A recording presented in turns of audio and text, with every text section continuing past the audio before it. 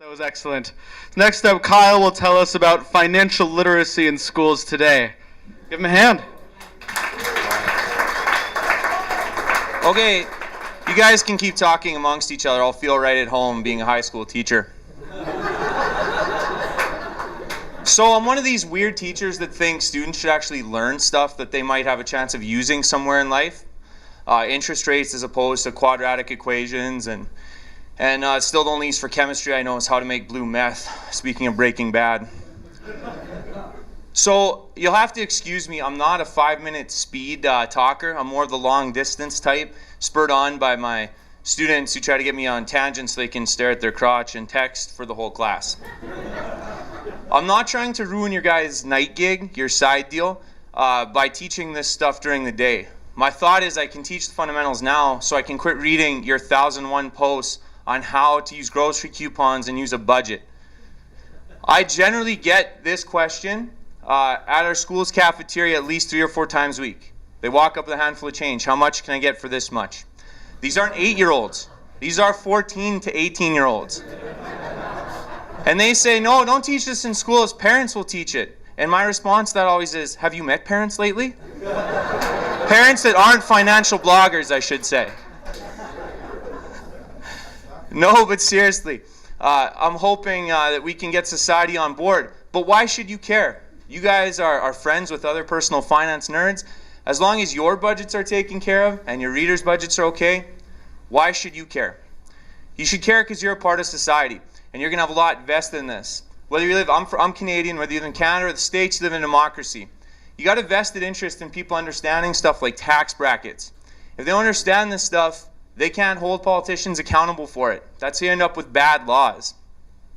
Furthermore, you live in a free market. If people know the market's efficient, we get better products. If they don't know, we continue to get screwed and have to look a lot harder. You want the best products, the most efficient market possible. Student loans is a perfect example, right? Society gets to pay for that $150,000 student loan for a fine arts degree on the front end, on the interest, and on the back end when they go bankrupt. If we could get students to spend 1/10 of the time financial literacy that they spend Googling twerking, we'd be way better off. Now, admittedly, I don't know how we can somehow channel Miley's charisma into personal finance, but I'm working on it. So some states actually do have mandatory financial, I found this out in my research, mandatory financial literacy courses. I'm very jealous of that as a Canadian. I keep pushing for this up in my province of Manitoba. Right there, just for those of you. This is what you get from a lot of educators. We're looking at essential understandings, we're discovering the core standards, and we formed a committee that's canvassing educational stakeholders. And that results in mission statements like this. We're currently envisioning a curriculum where financially related topics are woven through the tapestry of multiple subject areas. And translated into English, that means we're not doing a hell of a lot. We got to train teachers.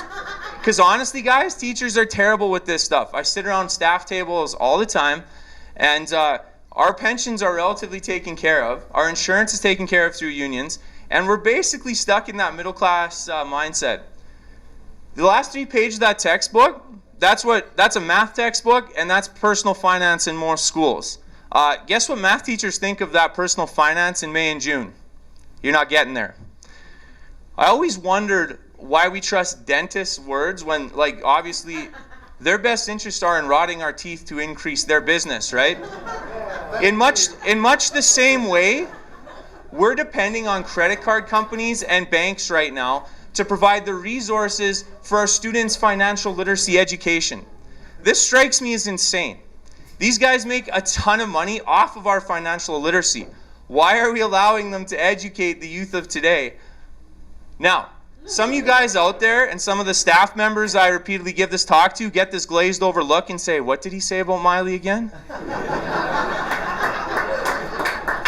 I get it. I'm a little passionate about the topic, but stick with me here.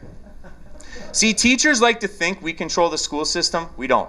Principals like to think they control the school system. They don't. Superintendents, they don't either. This mom, she controls the school system. Okay? We need to get these people on our side. We need to get the rest of the public on side with us so that financial literacy can actually become a part of schools today.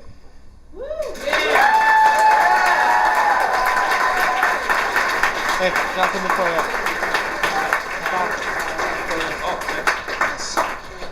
Speaking of, one of our later speakers is a dentist.